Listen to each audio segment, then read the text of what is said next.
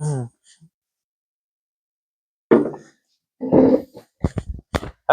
and welcome to the third episode of the Crusader Corner podcast.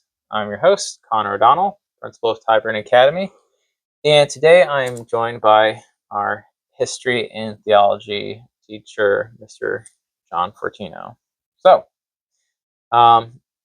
we always start out with the podcast with letting the guests give a little introduction about themselves. So, John, can you tell us why are you a teacher? So I'm a teacher because I kind of fell into taking martial arts when I was a kid, and that gave me an opportunity when I got towards black belt to actually assist the instructors in teaching classes, and that's where I discovered my love for teaching. And then when I was in high school, I kind of actually started to think about teaching as a profession, and then I carried that with me into my college career, and ever since college, I've been a teacher. Awesome. So the theme of today's podcast is going to be about history and studying history at Tyburn.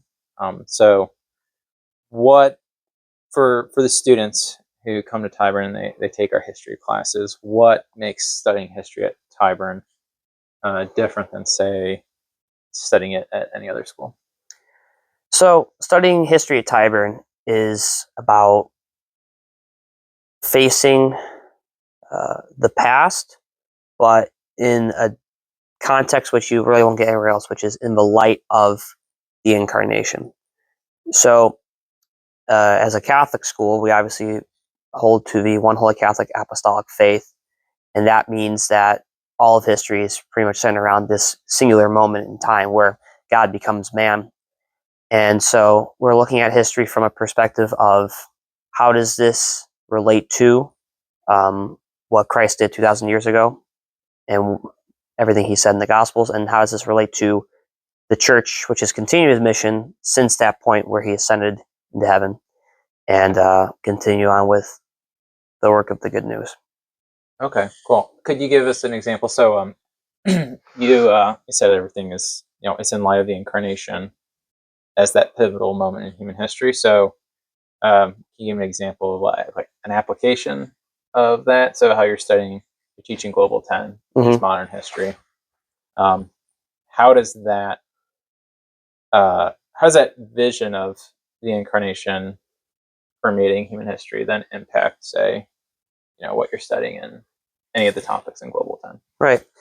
So going just to the beginning of the year in Global 10, we really start with one of the great, I guess you would call it, schisms of the church with the Protestant revolt.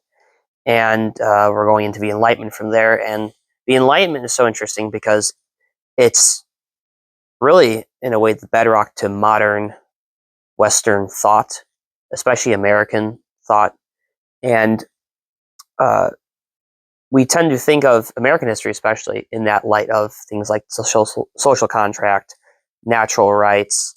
But in reality, just maybe 100 years or even a little bit more before that, the context is very different. There's more of, even in philosophy, where Thomas Aquinas, Augustine, those guys are very important. And even today, just expand a little bit more, when I went to college and I took a little bit of philosophy, guys like, this is like a sin, I think, in my opinion, of philosophy, but guys like Aquinas and Augustine really were not talked about.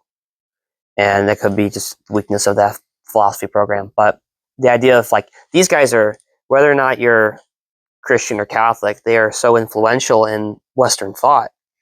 And then they're not even mentioned. Because I think, too, as Americans, we can be very susceptible to just thinking about everything that only happens after like the year 1600. With, or as Ron Swanson says, history begins in 1776. Right. Everything before that was a mistake. Yeah.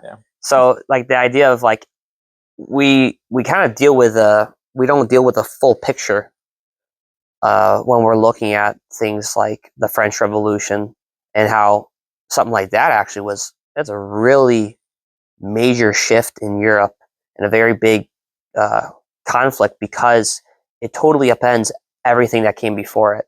Mhm. The idea of like the ancient regime, the noble class, royalty, the idea of turning away from monarchy was such a radical thing to do at the time.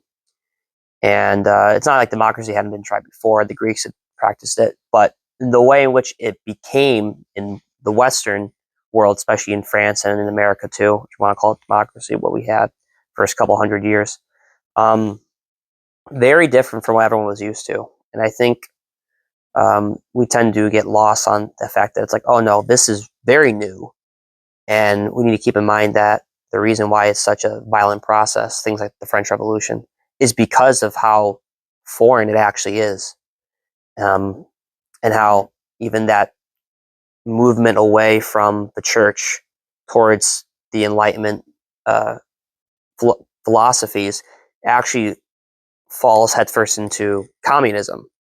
You know, it's like takes a step at the French Revolution, and then after that, it does fall into communism eventually. It kind of evolves into that. Okay, so I'm gonna circle back to the communism connection in a minute. Um, but like to recap, so looking at history in light of the incarnation, in the mission of the church, what I'm hearing you say is you have Catholic thinkers like Saint Augustine and Saint Thomas Aquinas, and they do a very profound job in philosophy of Yes. synthesizing faith and reason, Mm-hmm. right? And out of history is the science lab, so to speak, for philosophies, and then so they kind of like you always are pursuing truth and asking questions, but like they came up with some pretty great answers regarding natural law that would help with social stability. And then with the Protestant Reformation, there's a disconnect with the tradition of the church and the intellectual tradition of the church Right. that then gives birth to the Enlightenment. And the Enlightenment is there because there's that cutoff from the tradition. It's coming up with, it's asking questions in a new way. It's answering what is human nature in a different way, and it has all these political consequences. Right. So, like, a lot of people are glad that we don't have kings anymore, right? Sure. Um, but it's usually because, like, in America, you're brought up with like associating tyranny and kings from like the earliest years because you're American, you're learning American history, and that's Right. how our country was founded.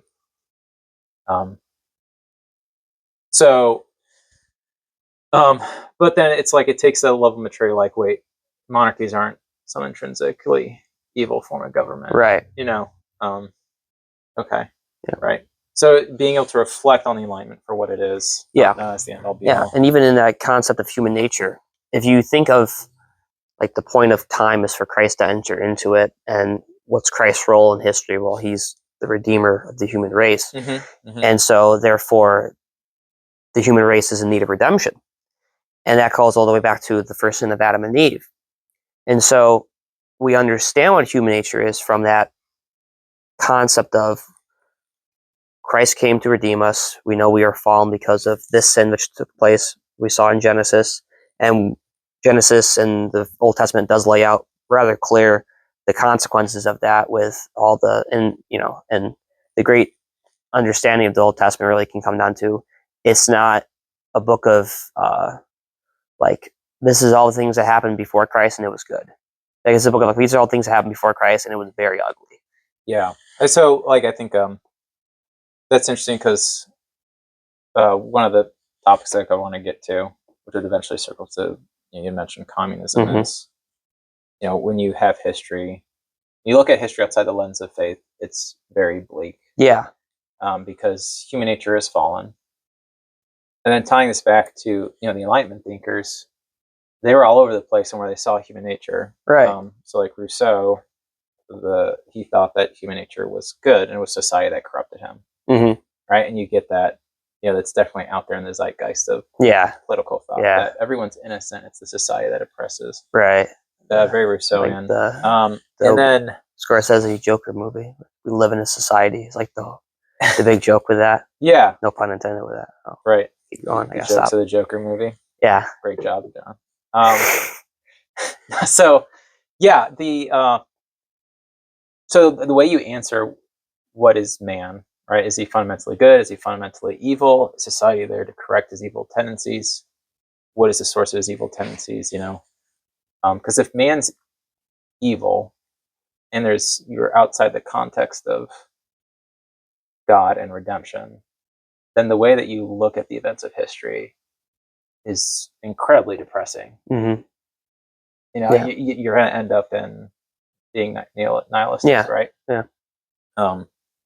Yeah. So, okay, so studying history of Tyburn, you look at it through the lens of faith. It sounds like philosophy is really important. Also, in studying history, for having a lens to look at events. So you'll probably be doing a fair bit more philosophical discussions. Yeah, especially early on in the year. That first kind of unit we spend just about the Enlightenment. We do spend quite a bit of time on guys like Hobbes and Locke and Voltaire and Rousseau, and even just the kickoff really with Descartes, who his whole kind of journey starts with just trying to understand himself, and he tries to loop it back around to faith, but when other people pick up what he reads, they take a different route, and then it kind of just spirals out from there. Where he was a Catholic, and he had like a existential crisis, and then he realized, oh no, I actually am like a real person who exists, and I can perceive there's a higher power than me who created me, and it sounds good, but then it's like you totally leave absent everything else that we know about God from the teachings of the church. And then all of a sudden you have things like deism, where it's like God's there, but he doesn't care. He creates, and then, as I tell the kids, he kind of goes back, puts his feet up on the lazy boy, and watches football. Yeah. Right? And that's very problematic, because then it's like part of our teaching is the teaching of a church rather is like God creates out of love, and if you don't have a God who creates out of love, what does he do? What's the point? Yeah, what is the point? He's just like an old clockmaker. Aren't there some like pretty wild stories about Thomas Jefferson's Bible? Yeah. Any of them? Yeah, he was a deist, right? He had like just some pretty wild pasted, edited things. And he would I remember my professor at Lemoyne who taught me U.S. Survey.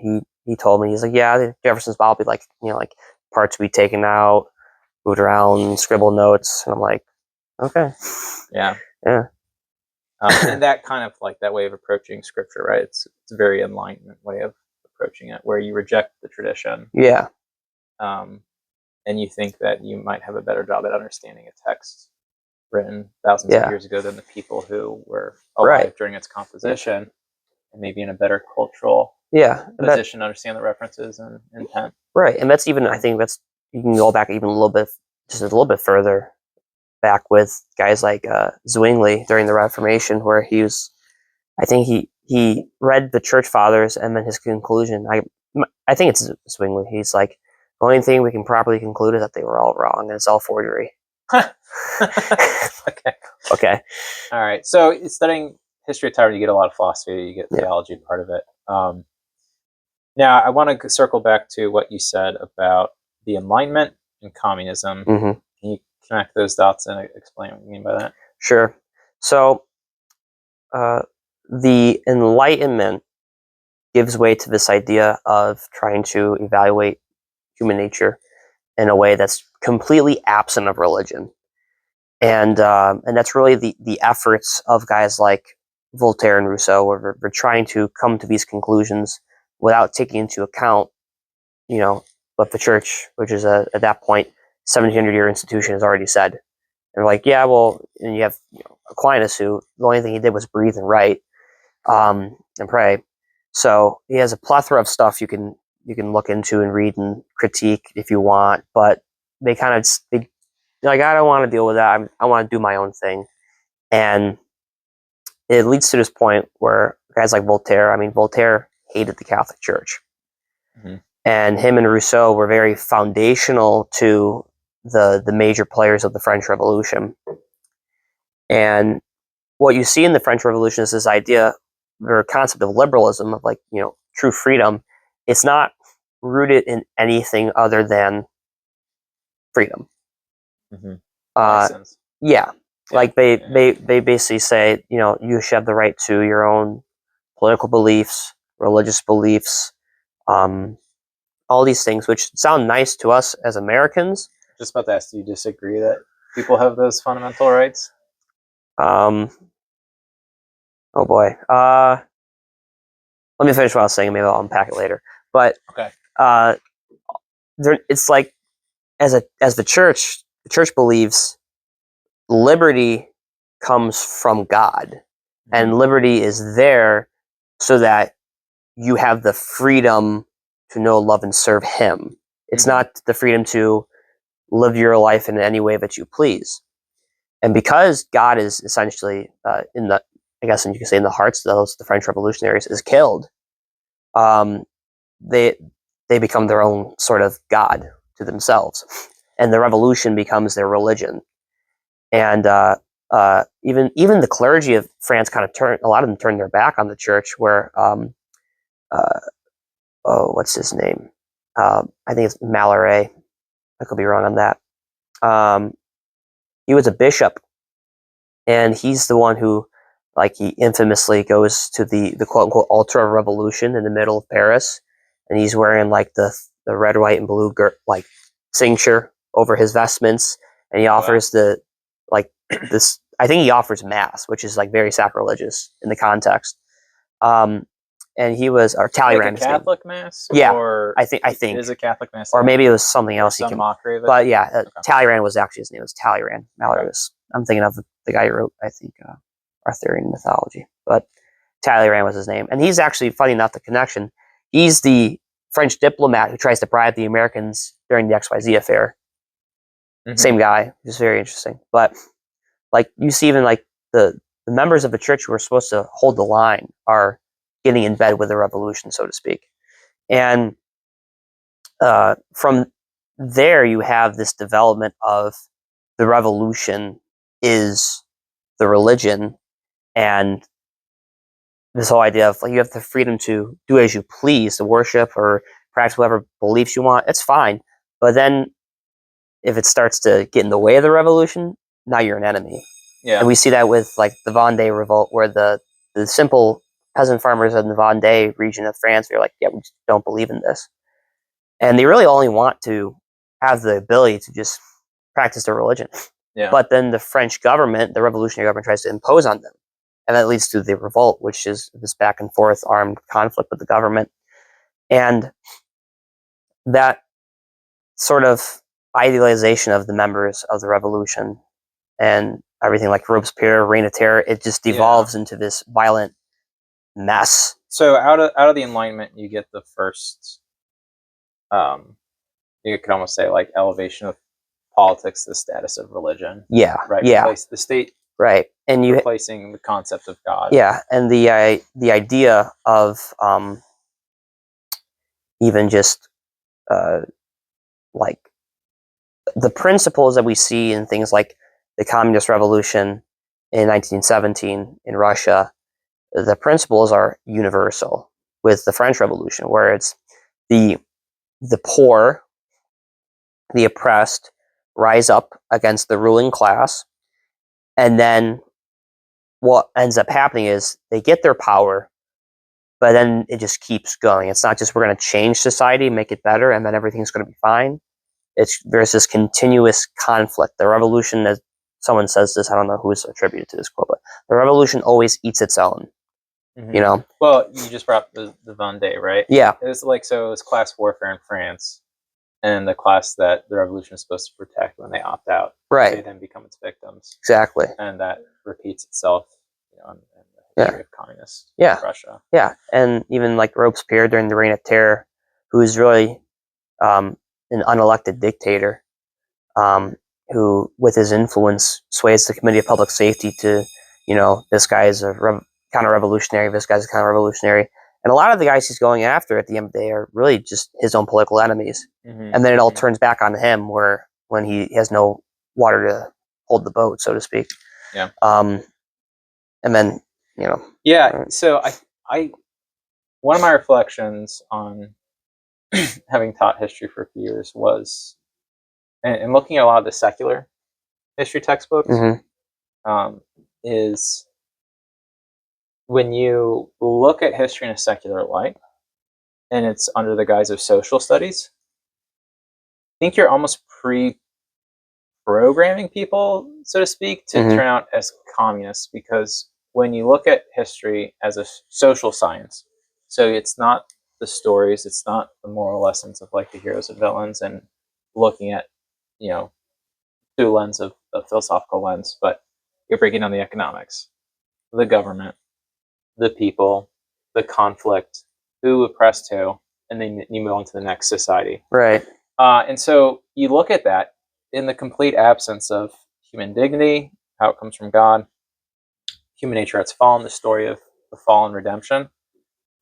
You're just left with like this bleak overview of, wow, I guess everything is really just class warfare. Because it's always just, you know, if the great shame of social studies is you look at, when you get to study Rome, it's the plebeians and the patricians had political arguments, and the patricians and the plebeians were like antagonistic to each other. The patricians, were oppressive to the plebeians. Right. It's like, okay, yeah, if you read Livy, there's a lot of debates between the plebeians and the patricians, but it's so much richer what you can draw from Rome, stories of heroism and courage, and then looking at, you know, Rome as this arrogant empire that then falls with the rise of Christianity, but then is also reborn and renewed. And there's like I think there's deep meaning in that. And when you look at just as social studies, and you just focus on who oppresses who, right, religion is shunned from the topic of debate because it has to be secular. Then you kind of just walk away with, you know, communist understanding of like, wow, well, you're kind of primed to read the Communist Manifesto, and when Marx says that all of history, you know, is class warfare and this economic progression, that's all you've basically been taught. Yeah. In a secular setting of history. So, yeah. So I think it does. Like, I think in the absence of faith, it kind of finishes off what the Enlightenment started, which was this rejection of tradition, apply the scientific method to everything, every facet of the humanities, and you're left with this, you know, kind of neutered thing that's really boring to study, and then that also turns people into, I don't know, communists, right? Yeah. Yeah. So, all right. Do you have any historical fun facts to share? What's your favorite thing to teach about in history class? My favorite thing.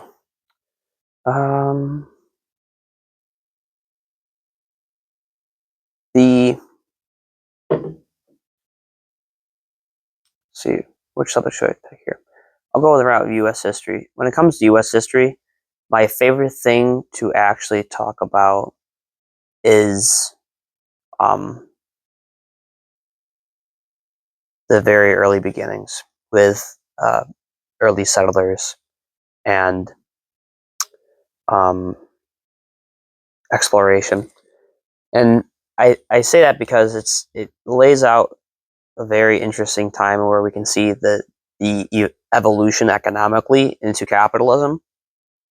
And then also, there's a lot of context there for current, I say like relations when it comes to like Native Americans, and how it's never really the United States as a country has I guess a very universal experience with natives, but the early settlers, it was very different. The British always tended to get into fights with everyone. I think it's because the British are the British. But the French, even though in some respects, like the North American martyrs are French Jesuits, but they made significant impacts on the natives, and a lot of the French actually got along well with the Indians, which is why, like, we call the conflict before the Revolution the French and Indian War, because it's the British against the French and the Indians. Right. Yeah, they got close enough to be allies. Yeah. So yeah, anytime we can dunk on the British, I'll hop on that. So yeah, it is like when the British colonize, it's very segregated. to the point where, like, yeah, there's still reservations Yeah. to this day. When the French and the Spanish, Yeah. do their conquests, whatever you want to hold against the Spanish, like, great, but you can't deny that, like, their intermarriages, the cultures blend Yeah. together, Yeah. and that there's an actual unity. And that also happened, with the Right. French as well. And then the English, though, it's always Yeah. But stark division yeah, between the two. there's always something that goes wrong with them for some reason. Yeah, there's probably a theological reason for that. Yeah. Something about evangelizing versus being a city on a hill. Yeah. Two different ways of thinking about your own mission of your own society. Yeah. Right. Okay. Well, cool. Thanks for sitting down for the conversation. And next episode is gonna be about something I don't know yet. But All right. all right. Thanks.